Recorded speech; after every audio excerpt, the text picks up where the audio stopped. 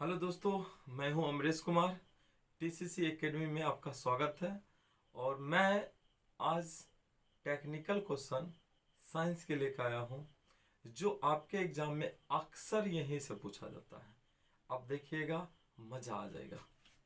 चलिए शुरुआत करते हैं। परावर्तन एवं अपवर्तन, ठीक है, ये टॉपिक से दोनों का हम कराएंगे, ठीक है। तो पहले हम लोग परावर्तन पढ़ते हैं। परावर्तन का नियम पहले हम लोग समझते हैं कि परावर्तन होता क्या है। जब प्रकाश की किरणें किसी समतल सतह से टकराकर वापस लौटती है, उसी माध्यम में, किस माध्यम में, अगर हवा है, जैसे क्या है आपका हवा है, इसी माध्यम से अगर लाइट किसी समतल सतह से टकराकर वापस लौटती है तो ये घटना प्रकाश की अपवर्तन कहलाती है। जैसे देखिए आपका ये आपका क्या है, आपका दर्पण है। जब प्रकाश किरणें इस पर पड़ा और पड़ने के बाद जब ये इसी माध्यम में वापस लौटेगा तो ये घटना कहलाता है परावर्तन। अब देखिए स्टूडेंट, परावर्तन का नियम, परावर्तन के दो नियम होते हैं। परावर्तन के दो नियम होते हैं। एक आपका होता है आपतन कोण बराबर परावर्तन कोण। आपतन कोण बराबर परावर्तन कोण, कहने का मतलब हुआ कि जितना एंगल पर आएगा कोई किरण, ठीक है, जैसे ये आपका आपतित किरण है, ये आपका अभिलंब है, इसको हम लोग नॉर्मल कहते हैं, ठीक है। तो आपतित किरण अगर ये 60 डिग्री पर आएगा तो ये परावर्तन कितना पर होगा, 60 पर होगा, ठीक है। तो पहला नियम क्या कहता है, आपतन कोण परावर्तन कोण के बराबर होता है, ठीक है। अभी हम लोग शॉर्ट में चलेंगे, पूरा टिपली में नहीं चलेंगे, ठीक है। कि हम लिखाएंगे परावर्तन के दो नियम, ऐसा हम नहीं लिखाएंगे, बस अब ध्यान रखेंगे, ठीक। आपतन कोण परावर्तन कोण के बराबर होता है, मतलब क्या कि यदि 60 पर आएगा तो 60 पर जाएगा, अगर 45 डिग्री पर आएगा तो 45 डिग्री पर ये किरण क्या होगा, मुड़कर फिर उसी माध्यम में चल जाएगा। ये फर्स्ट नियम है। और सेकेंड नियम जो होता है ना स्टूडेंट, जैसे ये किरण आया, इसको हम लोग बोलते हैं आपतित और इसको बोलते हैं हम लोग परावर्तित। इसको बोलते हैं हम लोग परावर्तित। आपतित किरण, परावर्तित किरण और ये अभिलंब, तीनों जो होता है एक ही समतल में होता है। तो इस तरह से इसके दो नियम होते हैं, ठीक है। तो आपका जैसे आपको क्वेश्चन क्या पूछेगा कि परावर्तन के कितने नियम होते हैं। परावर्तन के पहला क्वेश्चन, परावर्तन के कितने नियम होते हैं, कितने नियम होते हैं, ठीक है। तो आपका जवाब क्या मिलेगा कि परावर्तन का दो नियम होते हैं, ठीक है। दूसरी क्वेश्चन क्या पूछेगा, यदि यदि आपतन कोण का मान, आपतन कोण का मान 60 डिग्री है तो परावर्तन कोण का मान कितना होगा। परावर्तन कोण का मान कितना होगा, कोण का मान कितना होगा। तो क्या बोलेंगे आप लोग, कितना होगा, बोलिएगा क्या, 60 डिग्री होगा, ठीक है। तो ये पहला जो है परावर्तन का नियम, यहां से बस दो ही मुख्य पॉइंट है। पहला आपको क्वेश्चन पूछ सकता है परावर्तन के कितने नियम होते हैं, तो दो नियम होते हैं, ठीक है। आपको ये नहीं पूछेगा कि परावर्तन के दो नियम को लिखिए, ये आपकी बोर्ड एग्जाम में पूछता है, ठीक है। तो हम लोग कंपटीशन की तैयारी कर रहे हैं, तो बस हम उसका एक कॉन्सेप्ट समझाएंगे और वहां सबको क्वेश्चन कराएंगे और वो कंसेप्ट आपका क्लियर हो जाएगा और आपको बहुत मजा आएगा, ठीक है। बस अंत तक बने रहिएगा। चलिए अब देखिए, हम लोग थोड़ा सा दर्पण की हम लोग चर्चा कर लेते हैं, दर्पण क्या होते हैं, ठीक है। अब दर्पण में देखिए समतल है, अवतल है, उत्तल है। अब समतल दर्पण, जैसे आपने पहले हम पिक्चर में बताए थे, ये आपका कौन सा दर्पण है, समतल है। थोड़ा सा इसके बारे में पहले पढ़ लेते हैं हम लोग, समतल दर्पण, ठीक है। तो ये आपका कौन सा दर्पण है, समतल दर्पण है। समतल दर्पण का उपयोग हम लोग कहाँ, अपनी फेस को देखने में कर लेते हैं, चेहरा को देखने में किसका उपयोग करते हैं, समतल दर्पण का उपयोग करते हैं, ठीक है। इसकी कुछ प्रॉपर्टी होता है, आप ध्यान रखेंगे। अगर इमेज की बात करेगा कि समतल दर्पण कौन सा इमेज बनाता है, तो आभासी। समतल दर्पण कौन सा प्रतिबिंब बनाता है, समतल दर्पण आभासी अभासी प्रतिबिंब बनाता है, प्रतिबिंब बनाता है। इस बात को आप याद रखेंगे, ठीक है। उसके बाद आप आगे पढ़ेंगे, आपका एक उत्तल दर्पण होगा, ठीक है। उत्तल दर्पण भी हमेशा काल्पनिक बनाता है। तो कभी आपका एग्जाम में अगर क्वेश्चन पूछेगा कि ऐसा कौन सा दर्पण है जो काल्पनिक अर्थात आभासी प्रतिबिंब बनाता है, तो ऐसे दो दर्पण है। अगर हमेशा की बात करेंगे तो आप समतल बोलेंगे और उत्तल बोलेंगे। लेकिन अवतल दर्पण एक स्थिति में कौन सा प्रतिबिंब बनाता है, आभासी प्रतिबिंब बनाता है। तो वह सिर्फ एक स्थिति में, किंतु आपका समतल और उत्तल हमेशा काल्पनिक बनाता है। तो ये एक बेस्ट क्वेश्चन है। तब पूछेगा आपके एग्जाम में, ऐसा कौन सा दर्पण है जो काल्पनिक प्रतिबिंब हमेशा बनाता है। तो आपके आंसर दो आने चाहिए। एक क्या बोलेंगे आप, समतल दर्पण, दूसरी क्या बोलेंगे आप, उत्तल दर्पण, ठीक है। अगर सीधे रहेगा ऐसा कौन सा दर्पण है जो आभासी और वास्तविक दोनों बनाता है, तो ये दर्पण आपका अवतल हो जाएगा, ठीक है। हम आगे बताते हैं। तो पहला आपका ये पॉइंट याद रखना है समतल से रिलेटेड, ठीक है। समतल दर्पण आभासी प्रतिबिंब बनाता है, ठीक है। और आभासी प्रतिबिंब हमेशा सीधा होता है। आभासी प्रतिबिंब कैसा होता है, सीधा बनता है, सीधा बनता है, ठीक है। लेकिन एक बात याद रखिएगा, सीधा बनता है, पार्श्विक रूप से उल्टा बनता है, पार्श्विक रूप से उल्टा बनता है, पार्श्विक रूप से उल्टा बनता है, पार्श्विक रूप से कैसा बनता है, उल्टा बनता है। आप कहेंगे सर इसका मतलब, अब देखिए पार्श्विक रूप से उल्टा करने का मतलब कि ये आपका क्या है, दर्पण है। कौन सा दर्पण है, समतल दर्पण है।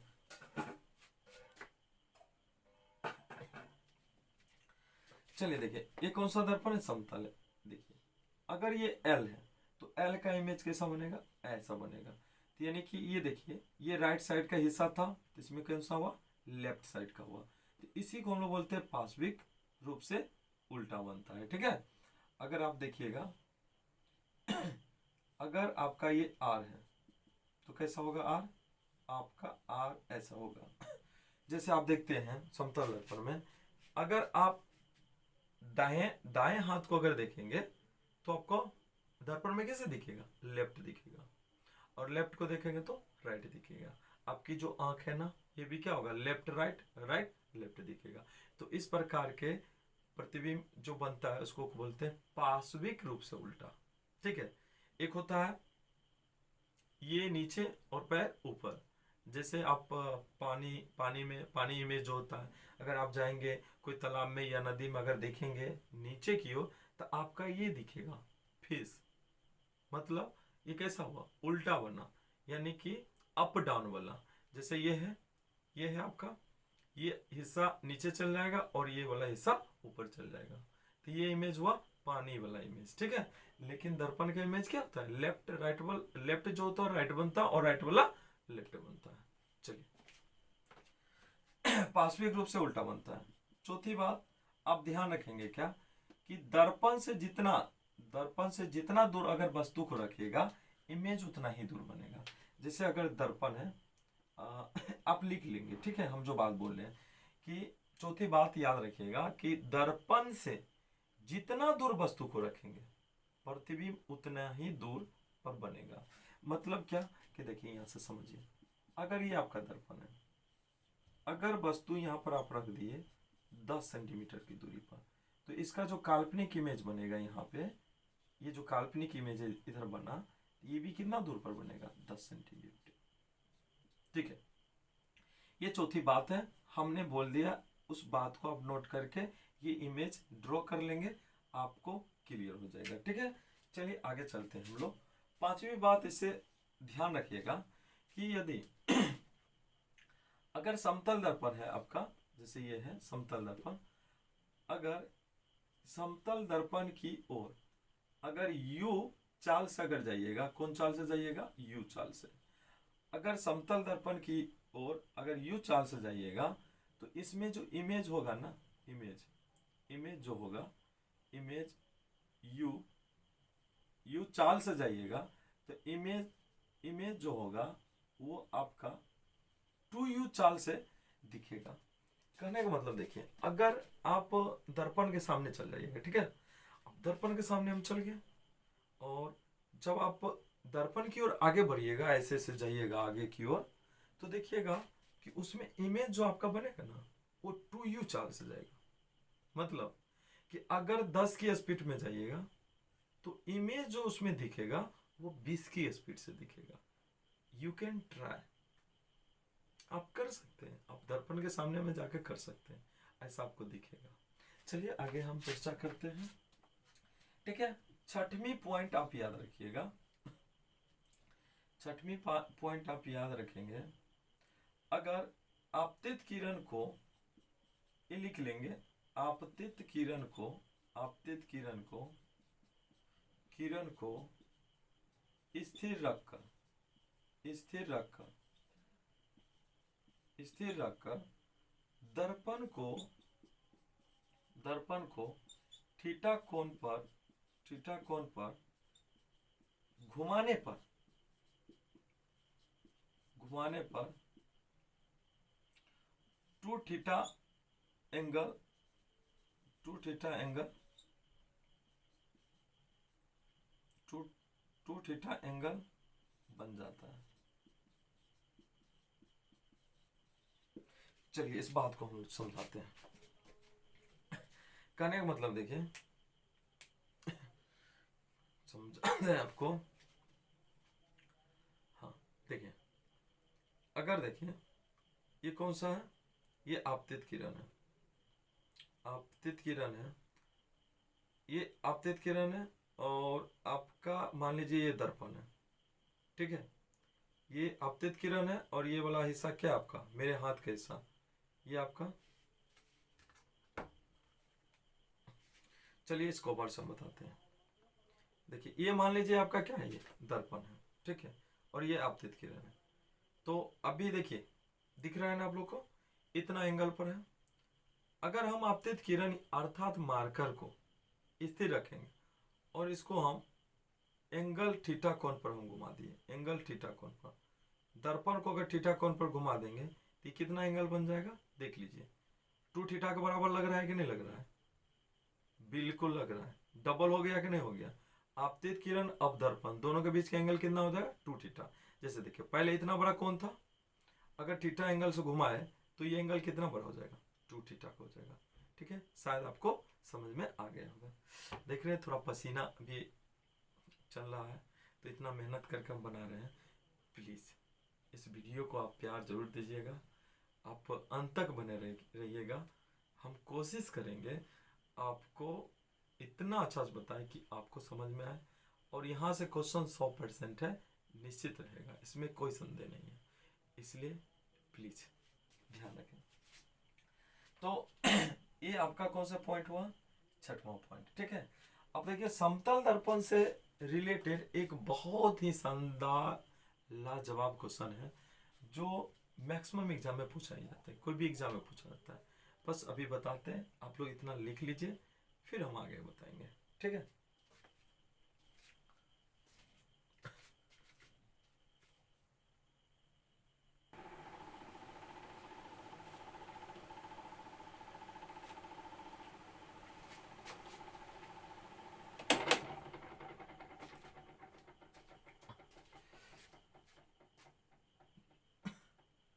चलिए स्टूडेंट, मेरा समतल दर्पण तो कंप्लीट हो गया। अब थोड़ा सा अवतल दर्पण के बारे में पढ़ेंगे। देखिए अवतल दर्पण,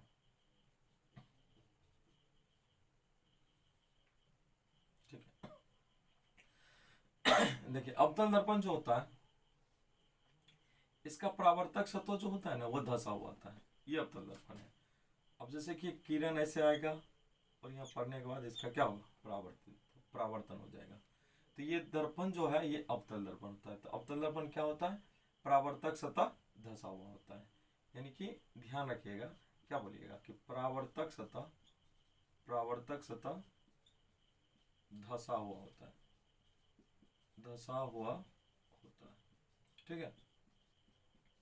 और बाहरी भाग पर क्या होता है, कलई किया होता है, ठीक है। और अगर इसका उपयोग की बात करें उपयोग। तो उपयोग कहाँ होता है? अब तो जानते हैं एक दाढ़ी बनाने वाले दर्पण, बनाने वाले दर्पण, या जानते हैं स्टूडेंट, इसको ऐसे भी बोलता है कि हजामती दर्पण के रूप में किस दर्पण का उपयोग होता है? तो याद रखेंगे अवतल दर्पण का। ठीक है, दाढ़ी बनाने वाले दर्पण में, और उसके बाद सौर कुकर में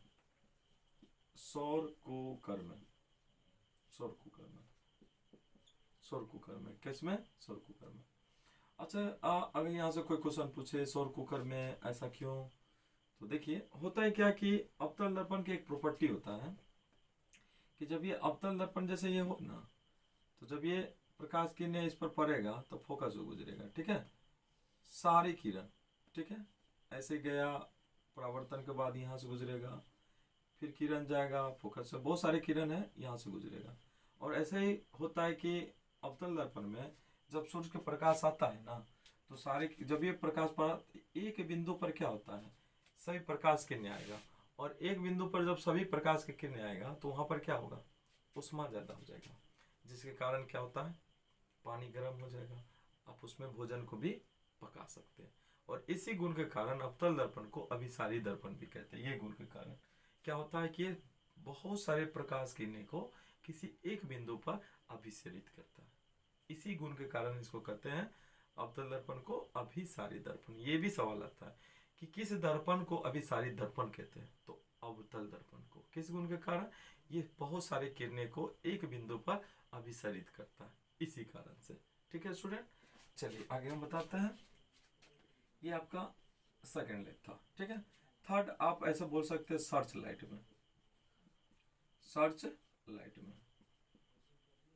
किस लाइट में?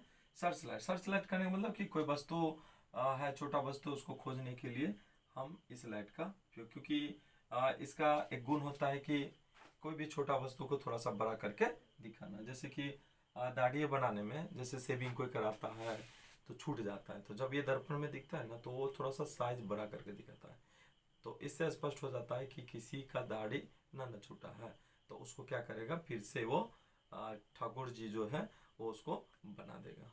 ठीक है, तो ये साइज को बड़ा आवर्धित करके दिखाता है, इसलिए इसको हजामती दर्पण के रूप में उपयोग होता है। ठीक तो दाढ़ी बनाने, सौर कुकर में, सर्च लाइट में। हाँ स्टूडेंट, एक क्वेश्चन बहुत पूछा जाता है, आपको पूछेगा गाड़ी के हेडलाइट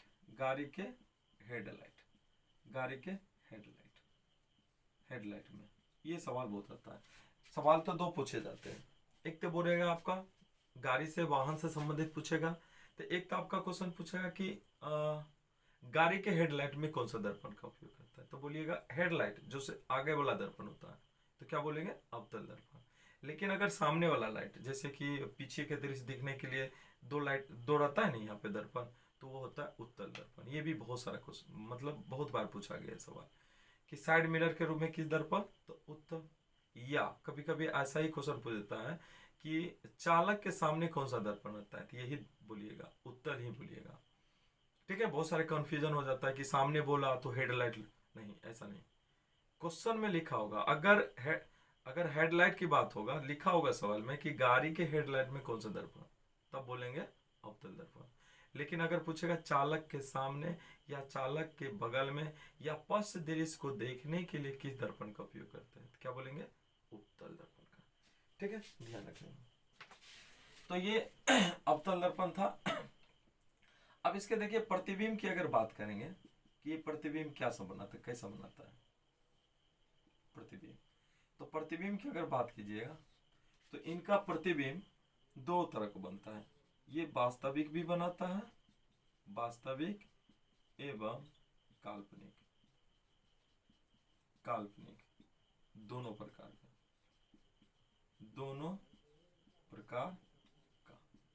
ये दोनों प्रकार की इमेज बनाता है। ठीक है, उसके बाद देखिएगा आपको एक सवाल ऐसे भी पूछता है कि वास्तविक प्रतिबिंब सीधा होता है कि उल्टा। अगर वास्तविक है तो ये क्या होगा, उल्टा होगा।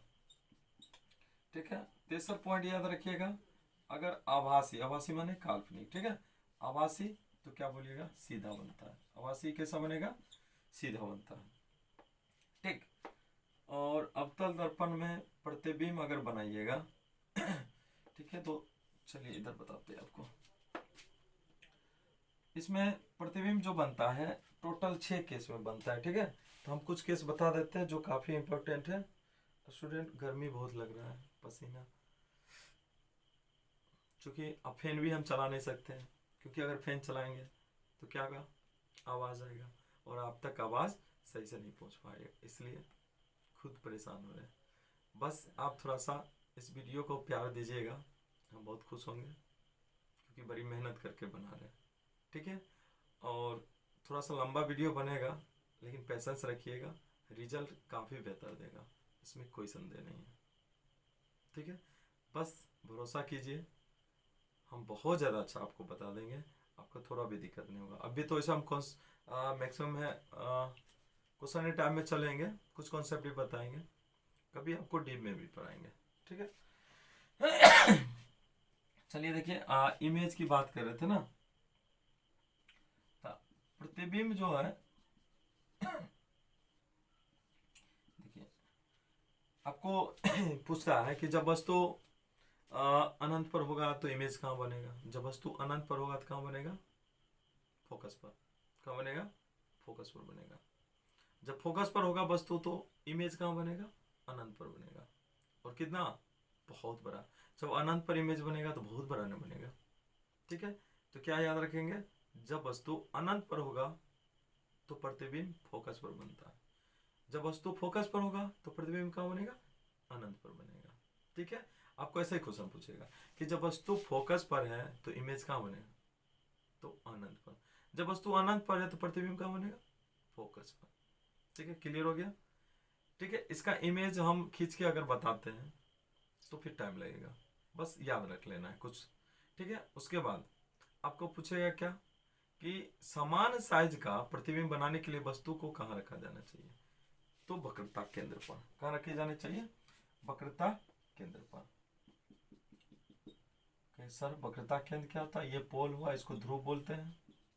ठीक है, ये आपका फोकस है और ये आपका वक्रता त्रिज्या है, इसको बोलते हैं हम लोग वक्रता त्रिज्या, वक्रता त्रिज्या बोलते हैं इसको। ठीक है, और इसको क्या बोलते हैं हम लोग, फोकस बोलते हैं। क्या बोलते हैं, फोकस। ये आपको ध्रुव हो गया। देखिए फोकस और ध्रुव के बीच की दूरी को हम लोग फोकस दूरी कहते हैं, ये फोकस दूरी है। और वक्रता केंद्र, इसको वक्रता त्रिज्या नहीं, इसको वक्रता केंद्र बोलेंगे। ठीक है, ये आपका वक्रता त्रिज्या हुआ। ध्रुव और वक्रता केंद्र के बीच की दूरी को वक्रता त्रिज्या कहते हैं, इसको वक्रता त्रिज्या कहते हैं। ठीक है सॉरी, यहाँ भी हम गलत लिख दिए, ये वक्रता केंद्र है, सी बोलते हैं इसको। सी और पी के बीच की दूरी को वक्रता त्रिज्या कहते हैं, एफ और पी के बीच की दूरी को फोकस दूरी कहते हैं।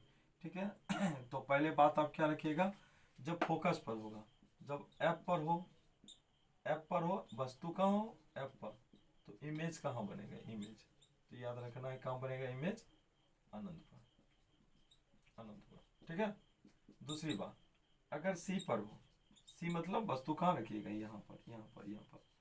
ठीक है, तो इमेज कहाँ बनेगा, सी पर ही बनेगा। कहाँ बनेगा, सी पर ही। ये काफी इंपॉर्टेंट है, ये पॉइंट काफी इंपॉर्टेंट है। सी पर रहेगा तो सी पर ही बनेगा, मतलब सी पर बनेगा और समान साइज का बनेगा।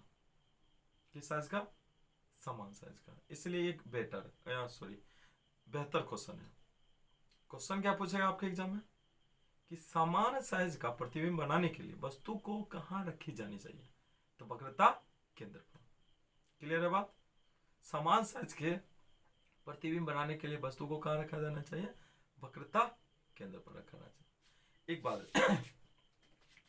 तीसरी बात याद ये रखना है कि हमने बताइए अवतल दर्पण है, और अवतल दर्पण आपका अवतल दर्पण, हाँ अवतल दर्पण हम बोले थे कि आभासी इमेज भी बनाता है। और कब बनाता है, जब वस्तु को एफ और पी के बीच रखिएगा ना, जैसे ये एफ है और पी है, कहने का मतलब ये दर्पण है आपके पास। ठीक है, ये पी है, ये फोकस है।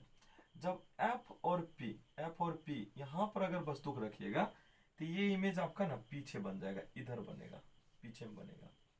और यही आपका इमेज जो होता है, इसी को हम लोग बोलते हैं आभासी, बोलते हैं आभासी। ठीक है, तो किस किस केस में आभासी बनता है? तो आभासी कब बनता है? आभासी कब बनता है?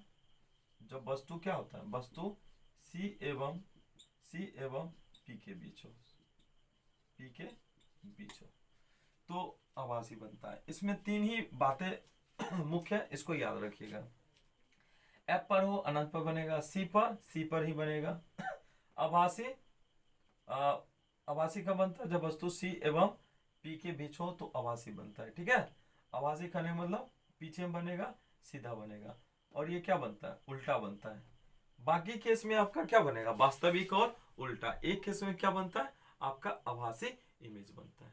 ठीक है स्टूडेंट, टेंथ, आप जैसे हम 10th को पढ़ाते हैं तो उसमें हम पूरे डीप में जाते हैं, एक एक चीज का स्ट्रक्चर, 6 केस का हम स्ट्रक्चर बनाएंगे तब बताएंगे। लेकिन आपको तो कंपटीशन, इसलिए थोड़ा सा शॉर्ट में जाएंगे, बट हम आपको समझाते हुए चलेंगे।